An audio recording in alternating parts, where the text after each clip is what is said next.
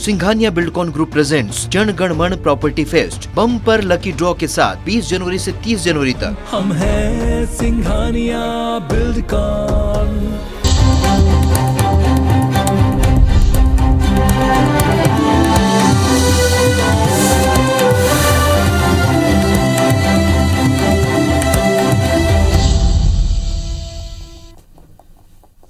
नमस्कार, मैं हूं आकांक्षा और आप देख रहे हैं आईबीसी 24। मध्य प्रदेश से जुड़े हमारे इस खास बुलेटिन में आप सभी का स्वागत है।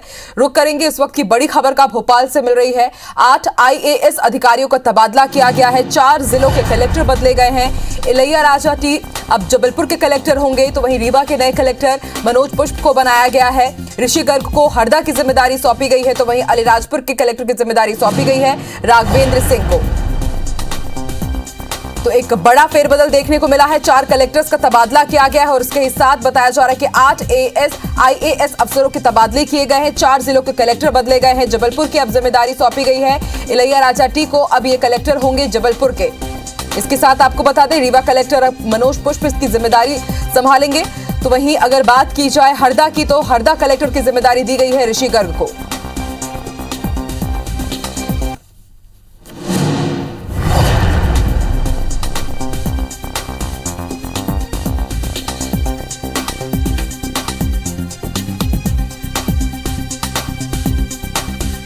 चार कलेक्टर्स का तबादला, इसके समेत 8 आईएएस अधिकारियों का तबादला किया गया है। एक बड़ी प्रशासनिक सर्जरी।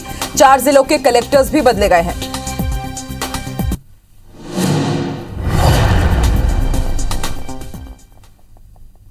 इसी बीच बड़ी खबर आपको बड़वानी से बता दें। कंटेनर से केमिकल से भरा टैंकर टकरा गया है। टक्कर के बाद कंटेनर और टैंकर में आग लग गई है। कंटेनर का जो ड्राइवर है वो इस आग में झुलस गया है। मौके पर पहुंची फायर ब्रिगेड की टीम ने आग पर काबू पाया। महाराष्ट्र सीमा पर महाराष्ट्र के पलासनेर की घटना बताई जा रही है। तस्वीरें भी हम आपको दिखा रहे हैं। इन तस्वीरों को देख करके आप अंदाजा लगा सकते हैं कि आग कितनी भीषण लगी है।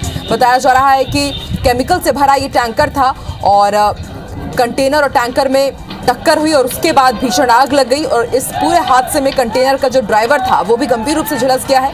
फायर ब्रिगेड की टीम मौके पर पहुंची। कड़ी मशक्कत के बाद आग पर काबू पाया गया। एमपी सीमा पर महाराष्ट्र के पलासनेर की घटना बताई जा रही है। हाँ, वो जो सीधे रहती ना, हाँ, निकल जाती, उल्टी हो गई ना।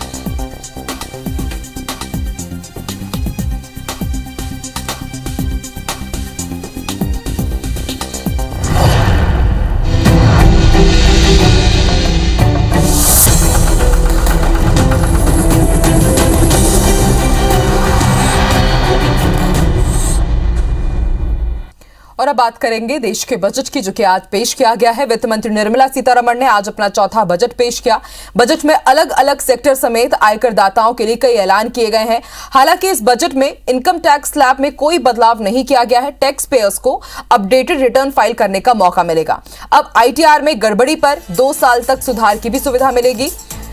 आम बजट साल 2022 में कॉर्पोरेट टैक्स को 18% से घटाकर 15% कर दिया गया है। साथ ही कॉर्पोरेट टैक्स पर सरचार्ज को भी घटाया गया है। 12% से 7% इसे कर दिया गया है। और देश में अब स्टार्टअप्स को मार्च साल 2023 तक टैक्स इंसेंटिव दिया जाएगा। क्रिप्टो करेंसी की कमाई पर 30% टैक्स लगेगा। इसके अलावा छापेमारी में बरामद रकम पर अब कोई सेटलमेंट नहीं हो पाएगा। इसके ही साथ इलेक्ट्रॉनिक्स पर लगने वाले टैक्स में छूट का ऐलान किया गया है और रत्न और आभूषण पर कस्टम ड्यूटी घटाकर 5% कर दी गई है। प्रधानमंत्री नरेंद्र मोदी ने बजट की तारीफ की है।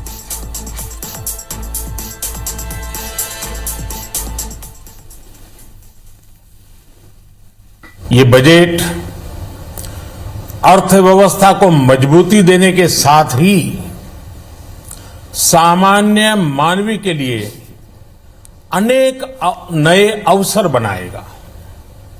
ये बजट मोर इंफ्रास्ट्रक्चर, मोर इन्वेस्टमेंट, मोर ग्रोथ और मोर जॉब्स की नई संभावनाओं से भरा हुआ है।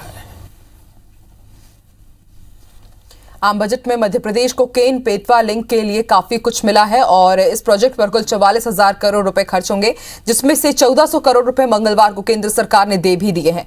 इसकी घोषणा बजट भाषण के दौरान वित्त मंत्री निर्मला सीतारमण ने की है। उन्होंने इस प्रोजेक्ट के विस्तार की घोषणा भी की है। अब प्रोजेक्ट में 5 और नदियों को जोड़ा जाएगा। केन बेतवा लिंक परियोजना से सबसे ज्यादा फायदा बुंदेलखंड क्षेत्र को होगा, जिसमें मध्य प्रदेश और उत्तर प्रदेश के 13 जिले आते हैं। इनमें मध्य प्रदेश के 9 जिले, वहीं उत्तर प्रदेश के 4 जिले हैं। मार्च साल 2021 में केंद्र जल शक्ति मंत्रालय और मध्य प्रदेश व उत्तर प्रदेश सरकार के बीच केन बेतवा लिंक परियोजना का एग्रीमेंट साइन हुआ था। वहीं केंद्र सरकार द्वारा 50 साल के लिए बिना ब्याज के कर्ज देने का फायदा भी मध्य प्रदेश को मिलेगा।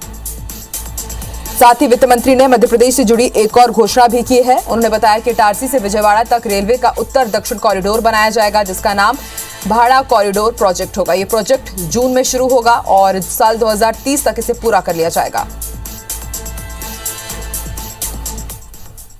44,605 करोड़ रुपए की अनुमानित लागत से केन बेतवा लिंक परियोजनाओं को लागू किया जाएगा।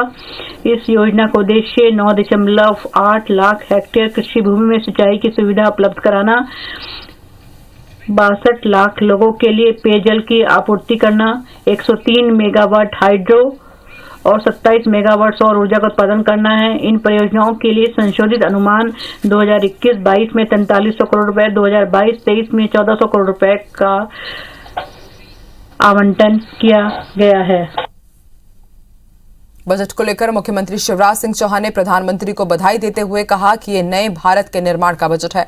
मुख्यमंत्री ने बजट को शक्तिशाली और विकसित निर्माण का बजट बताया। उन्होंने कहा कि इससे रोजगार के नए अवसर पैदा होंगे। वहीं पूर्व सीएम कमलनाथ ने बजट को निराशाजनक बताते हुए कहा कि इससे किसी भी वर्ग के लिए कुछ भी नहीं है। ये नए भारत के निर्माण का बजट है। राज्यों को भी ज्यादा धनराशि उपलब्ध कराने के अवसर प्रदान किए गए और ये ज्यादा धनराशि अधोसंरचना के विकास में लगेगी तो वहां भी रोजगार के अवसर पैदा होंगे। मध्य प्रदेश को तो बड़ी सौगात मिली है। नदी जोड़ो परियोजना के अंतर्गत केन और बेतवा को जोड़ने पर 44,000 करोड़ रुपए से ज्यादा की धनराशि खर्च की जाएगी। बुंदेलखंड बदल जाएगा हमारा।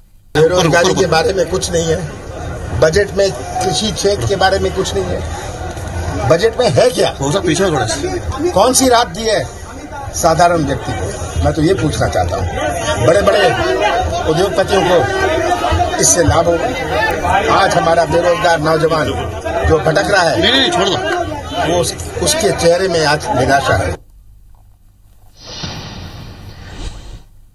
वित्त मंत्री निर्मला सीतारमण ने अपना चौथा बजट पेश किया। बजट में अलग अलग सेक्टर के साथ ही टैक्स पेयर्स के लिए कई ऐलान किए गए हैं। हालांकि इस बजट में इनकम टैक्स स्लैब में कोई बदलाव नहीं किया गया है, लेकिन आईटीआर में गड़बड़ी पर 2 साल तक सुधार की सुविधा मिलेगी। इसके अलावा छापेमारी में बरामद रकम पर अब कोई सेटलमेंट नहीं होगा। साथ ही इलेक्ट्रॉनिक्स पर लगने वाले टैक्स में छूट का ऐलान किया गया है। मध्य प्रदेश के बीजेपी नेताओं ने बजट की तारीफ करते हुए बजट को जनता के लिए फायदेमंद बताया। गरीबों के लिए हर गरीब का मकान हो, इसके लिए 22-23 में 80 लाख मकानों का बजट में प्रावधान किया गया है। बजट प्रस्तुत किया गया है। ये ऐतिहासिक बजट है जिसमें सभी क्षेत्रों के लिए पर्याप्त धनराशि का प्रबंधन किया है, जिसके भरोसे से भारत दुनिया में एक अलग पहचान बनाने जा रहा है। गरीबों को समर्पित है और इसलिए मैं बधाई देता हूं। इससे गांव, गरीब और किसान आत्मनिर्भर होगा तो देश आत्मनिर्भर होगा। प्रधानमंत्री जी का जो संकल्प है आत्मनिर्भर भारत का, उसमें नींव का पत्थर साबित होगा। बहुत ही जनोपयोगी बजट उन्होंने प्रस्तुत किया है। सभी वर्गों का इसमें ध्यान रखा है, विशेष तौर से किसानों का, महिलाओं का, हमारे नौजवानों का, हमारे युवा साथियों का। और निश्चित रूप से बजट में कई प्रावधान उन्होंने मध्य प्रदेश के लिए भी किए हैं। केन बेतवा के लिए भी उन्होंने स्वीकृति दी है। ये हम इसके लिए तो हम बधाई देना चाहते हैं उनको और धन्यवाद देना चाहते हैं। माननीय प्रधानमंत्री जी को धन्यवाद देना चाहूँगा कि लगातार जिस प्रकार से देश का संचालन कर रहे हैं, एक बार और उन्होंने अपने इरादे मजबूत जो करके बताएं बजट के माध्यम से, मध्य प्रदेश के लिए भी रास्ते खोलें और पूरे हिंदुस्तान के लिए। ये निश्चित रूप से बहुत ही दूरगामी परिणाम देने वाला बजट होगा और संघीय ढांचे को और मजबूत करते हुए इस देश को नए आयाम तक पहुंचाने में ये बहुत ही सार्थक और सफल बजट रहेगा। केंद्रीय वित्त मंत्री निर्मला सीतारमण ने अपना चौथा आम बजट पेश किया। इस बजट से लोगों को क्या उम्मीदें थी और ये बजट ग्वालियर के लोगों की अपेक्षाओं पर कितना खरा उतरा, खुद ही सुनिए लोगों की जुबानी।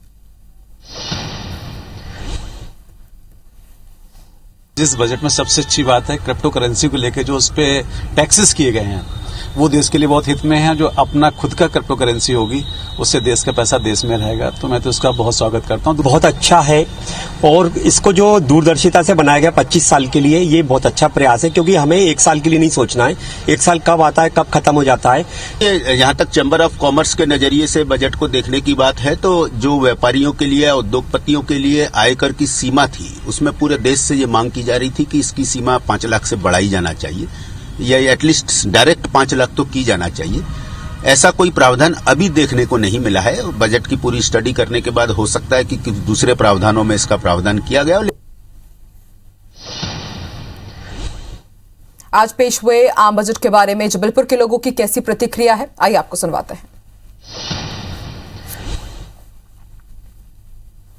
आज सरकार ने, जबकि उनके पास जीएसटी कलेक्शन इतना बढ़ गया, इनकम टैक्स के अंदर इतना पैसा सरकार के पास आ गया, मगर सरकार ने पता नहीं क्यों आज इनकम टैक्स के अंदर छूट नहीं दी।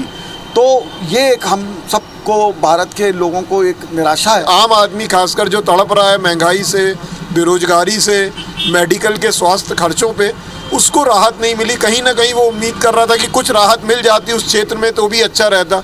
इनके जो व्यापार में परेशानी आई कोविड के चलते उसका ध्यान नहीं दिया। बाकी बजट अच्छा है और इससे ज़्यादा उम्मीद हम नहीं कर सकते। आपने उद्योगपतियों के लिए घोषणा अवश्य कर दी, क्योंकि आपको 5 राज्य का चुनाव जीतना जरूरी है, ना कि जनता की सहूलियतें जरूरी है। इसलिए ये बजट पूर्ण रूप से निराशाजनक है, घोर निराशाजनक है, इसकी हम निंदा करते हैं।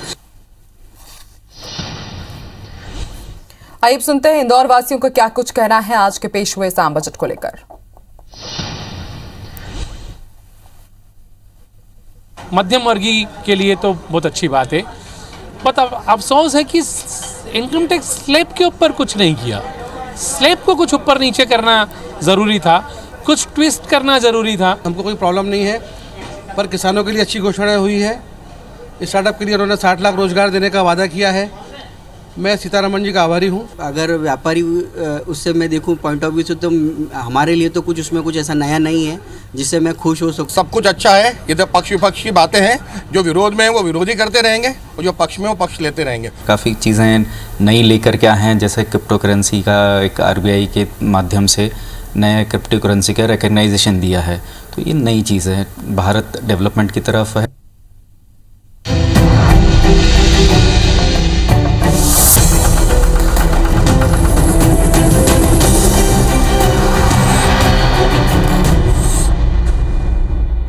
चलिए अब रुक करते हैं कुछ दूसरी खबरों का। मध्य प्रदेश के पूर्व सीएम कमलनाथ आज देवास पहुंचे, जहां उन्होंने प्रसिद्ध माता जी की टेकरी स्थित तुलजा भवानी और मां चामुंडा देवी की पूजा अर्चना की। वहीं कमलनाथ ने कांग्रेस के अभियान घर घर चलो अभियान की भी आज से शुरुआत की। इस दौरान उन्होंने बीजेपी और सरकार को जमकर घेरा। कमलनाथ ने कहा कि कांग्रेस का घर महात्मा गांधी, अंबेडकर, नेहरू और देश की संस्कृति का घर है, लेकिन बीजेपी का घर गोट से बेरोजगार नौजवानों का घर है। इस दौरान उन्होंने आम बजट पर भी निशाना साधा और कहा कि इसमें आम लोगों, किसानों, नौजवानों के लिए कुछ भी नहीं है, केवल उद्योगपतियों को इसके जरिए राहत दी जा रही है।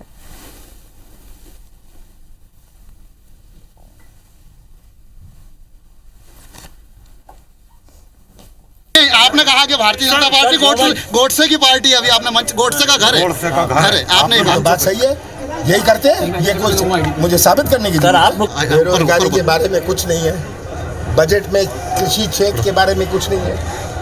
बजट में है क्या? पीछे कौन सी राहत दी है साधारण व्यक्ति को? मैं तो ये पूछना चाहता हूँ। बड़े बड़े उद्योगपतियों को इससे लाभ होगा। आज हमारा बेरोजगार नौजवान जो भटक रहा है, नहीं छोड़ दो, वो उसके चेहरे में आज निराशा है। और ज्यादा जानकारी के लिए रुक कर लेते हैं भोपाल का। बात करेंगे हमारे सहयोगी सुधीर से, जिस वक्त हमारे साथ लाइव जुड़ चुके हैं। सुधीर, बीजेपी के बूथ विस्तारक अभियान की टक्कर पर कांग्रेस ने आज से शुरुआत कर दी है घर घर चलो अभियान की। देवास से पूर्व सीएम कमलनाथ ने इसकी नींव रखी, लेकिन सबसे बड़ा सवाल ये कि मिशन साल 2023 के लिए कितना असरदार होगा और अगर जमीनी स्तर पर बात करें तो इसका कितना फायदा मिलेगा कांग्रेस को? देखिए बिल्कुल जो फायदा है और इसका असर कितना होगा आकांक्षा जी तो साल 2023 के चुनाव परिणाम ही तय कर पाएंगे कि कांग्रेस का ये अभियान कितना सफल रहा। कांग्रेस अगर सरकार में वापसी आती है तो निश्चित तौर पर इस अभियान की एक बड़ी भूमिका जरूर उस पर नजर आएगी, पर लेकिन इसके लिए कांग्रेस को पूरे शिद्दत के साथ में इस अभियान को अंजाम पर लाना होगा और कांग्रेस का जो टारगेट है कम से कम वो लक्ष्य पूरा करना होगा। फिलहाल अगर बात करें तो आज से इस पूरे अभियान की शुरुआत हुई और फरवरी के पूरे महीने में कांग्रेस के जो कार्यकर्ता और नेता हैं वो घर घर जाकर लोगों को कांग्रेस की रीति नीति से अवगत कराएंगे। इसके अलावा कांग्रेस का जो सदस्यता अभियान चल रहा है, इस बार कांग्रेस ने 60 लाख सदस्य बनाने का लक्ष्य रखा है और एक बड़ा लक्ष्य है। मध्य प्रदेश के अंदर अगर बात की जाए तो बीजेपी के सक्रिय सदस्य जो है वो लगभग जो बतौर कार्यकर्ता के तौर पर सदस्य है वो लगभग 65 लाख के आसपास है।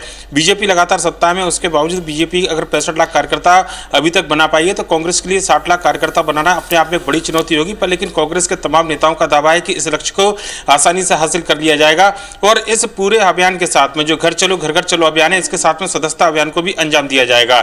कुल मिलाकर अगर बात करें तो कांग्रेस की रीति नीति से जनता को अवगत करवाना है, घर घर जाकर कांग्रेस के जो वैचारिक सिद्धांत हैं उनको जाकर बताना है और मध्य प्रदेश के अंदर जो बीजेपी की सरकार है, केंद्र के अंदर जो बीजेपी की सरकार है उसकी खामियां को जनता के अंदर जाकर बताना है। और पिछले 15 महीने की जो कमलनाथ की सरकार थी इससे पहले उसकी जो उपलब्धियां थी, जो बड़े वादे थे, जो बड़ी घोषणाएं थी जिन पर में कुछ अमल में लाया गया था, उन तमाम चीजों को भी जनता को जाकर समझाना है। इस अभियान को लेकर कांग्रेस आगे बढ़ रही है, लिहाजा आज इस पूरे अभियान की शुरुआत हुई है। कांग्रेस के दिग्गज नेता आज पूरे मैदान में नजर आए और जनता के साथ में कार्यकर्ताओं को लेकर जनता के बीच में पहुंचे थे। पूर्व मुख्यमंत्री कमलनाथ की अगर बात करें तो देवास से उन्होंने जो चामुंडा देवी का जो मंदिर है वहां पर पूजा अर्चना के साथ में अभियान की शुरुआत की और इसके बाद में कार्यकर्ताओं से आह्वान किया कि अगले 1 महीने तक इस पूरे अभियान को सफल बनाने के लिए सभी कार्यकर्ता जनता के घर घर पहुंचे और कांग्रेस की रीति नीति के साथ में सरकार की जो खामियां उसको उजागर करें।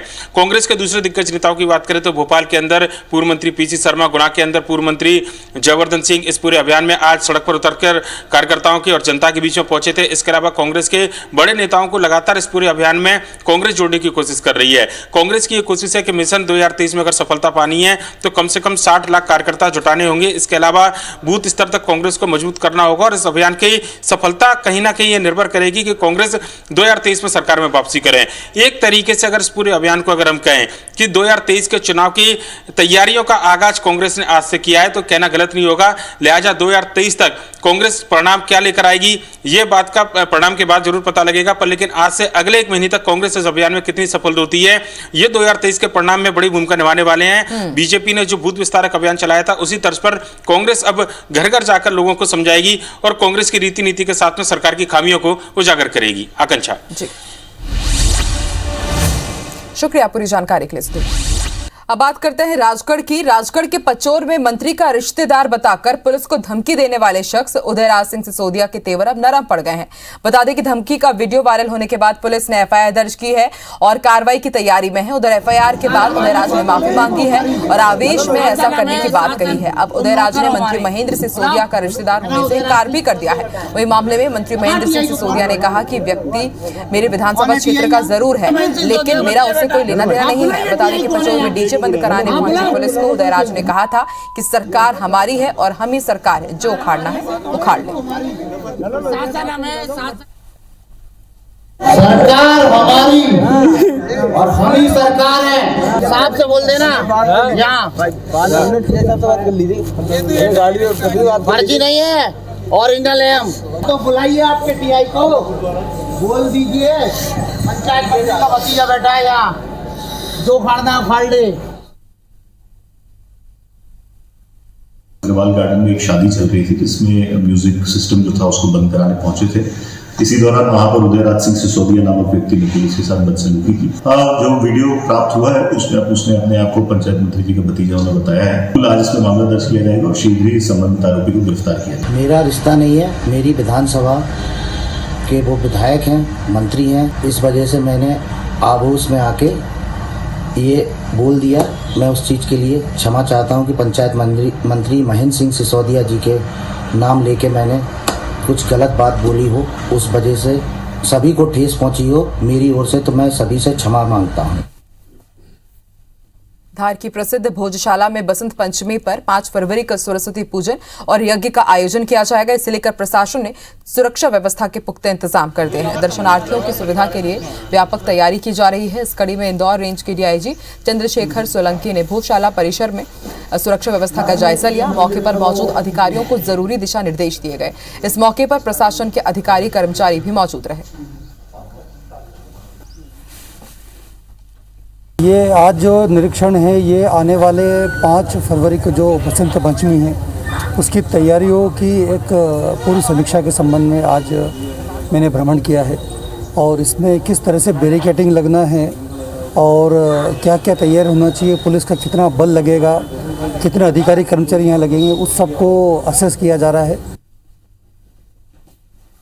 और इस बुलेटिन में फिलहाल इतना ही। आप देखते रहिए IBC 24। नमस्कार।